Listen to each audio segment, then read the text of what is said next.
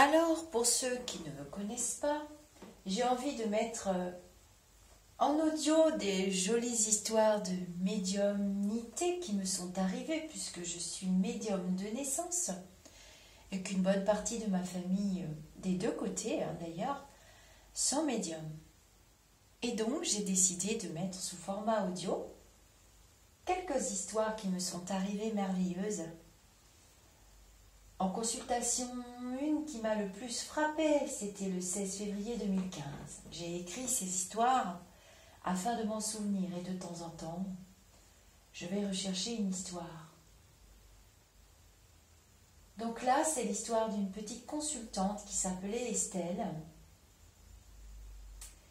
que j'ai suivie sur plusieurs années, que j'aimais beaucoup.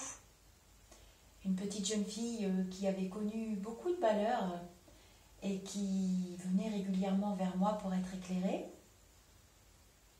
Donc, séparation des parents, et elle devait se débrouiller un petit peu toute seule. Je vous passerai les détails parce que je n'aime pas révéler la vie de mes consultants. C'est pas très bien. Et donc, elle vient donc en consultation et elle avait perdu sa mamie qui a été très très précieuse pour elle il y avait quelque temps à peine. Et donc je commence la consultation au téléphone, par téléphone avec ma jeune consultante Estelle. Je n'avais pas commencé la consultation que directement sa mamie décédée. Donc quand je fais mes consultations, je mets des bougies. Voilà, j'aime bien avoir une bougie.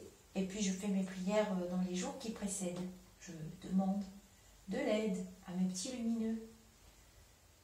Et donc je commence la consultation et la mamie arrive immédiatement. C'était une femme qui avait beaucoup de caractère et qui était très proche de cette petite fille Estelle qu'elle aimait beaucoup. Elles étaient assez fusionnelles. Voilà, et du coup dans la panique, cette petite mamie parle beaucoup. Elle avait énormément de recommandations à faire à sa petite fille, beaucoup de conseils parce que sa petite fille était dans une situation vraiment terrible. Et je tenais absolument à aider cette petite jeune fille parce que je voulais qu'elle réussisse sa vie dans la voie qu'elle avait choisie depuis longtemps. Elle voulait être avocate, sachant qu'elle était d'un milieu extrêmement favorisé et donc c'était très difficile pour cette personne parce qu'elle se retrouvait avec des enfants de milieux plutôt aisés. Et donc la mamie lui donnait plein de conseils. Et puis elle donnait des conseils à un jeune homme aussi. Et donc ma consultante me dit mais c'est mon frère. Donc du coup elle donnait plein de conseils à ses petits-enfants finalement. Et surtout pour son frère aussi. Donc en fait les petits-enfants étaient tous perdus depuis le départ de cette mamie. Et puis ma bougie qui était là à côté de moi a basculé. J'ai eu très peur. Je me suis mise à crier parce que j'ai cru que j'allais avoir le feu. Et j'ai voulu rattraper ma bougie et la cire s'est mise à me brûler les doigts. Du coup, j'ai pas pu attraper la bougie. Et je me suis empêtrée au téléphone et ma consultante était très inquiète. Et j'arrivais pas à remettre ma bougie, impossible. Et la bougie s'est éteinte. Donc, ma consultante continuait de me parler au téléphone et moi aussi. Et tout à coup, j'ai perdu la voix. Je me suis arrêtée de parler tellement j'étais stupéfaite du spectacle qu'il y avait devant moi et j'ai commencé à pleurer. Et ma consultante a commencé à pleurer aussi. Et donc, en fait, la dame devait repartir tout de suite. Elle n'a pas pu rester plus longtemps. Elle avait certainement pas les énergies pour ou pas les autorisations, je ne sais pas. Et je me retrouve avec un cœur en cire rose. Un cœur en cire rose. À peu près de cette taille-là. Je vais vous montrer dans la caméra. Voilà, pour que vous puissiez voir. J'ai photographié, donc ma consultante m'a dit photographiez Lisa s'il vous plaît. Mais j'ai dit, écoutez, c'est un cadeau merveilleux de votre grand-mère. Elle veut que je vous l'envoie. Et j'ai vu la dame qui me faisait des grands signes de loin. Elle était vraiment désespérée, obligée de partir.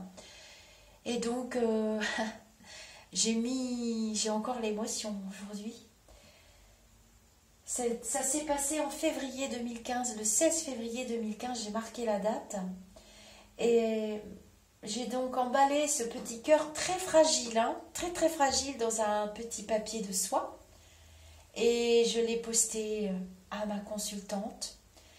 Et elle a reçu le petit cœur et il était intact. Hein, j'ai bien emballé.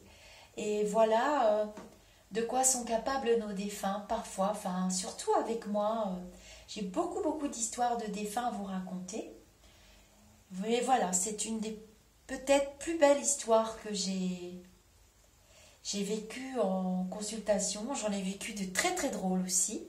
J'ai décidé de vous les mettre sous forme de petites histoires dans ma chaîne YouTube. Vous trouverez des contacts défunts que j'ai fait en vidéo dans le groupe Au-delà du spirituel. Vous allez dans le groupe et vous allez dans les vidéos. Et j'ai marqué sous chaque vidéo les prénoms des défunts qui ont été bien entendu reconnus par les familles. Et puis je donne après en privé le reste du contact évidemment. J'ai de moins en moins de temps, j'en suis fort désolée pour les contacts défunts. Mais voilà, je voulais partager avec vous. Le petit-fils s'appelait Guillaume. Voilà, c'est revenu dans ma mémoire. Je vous embrasse tous. Je vous envoie plein de lumière. Namasté.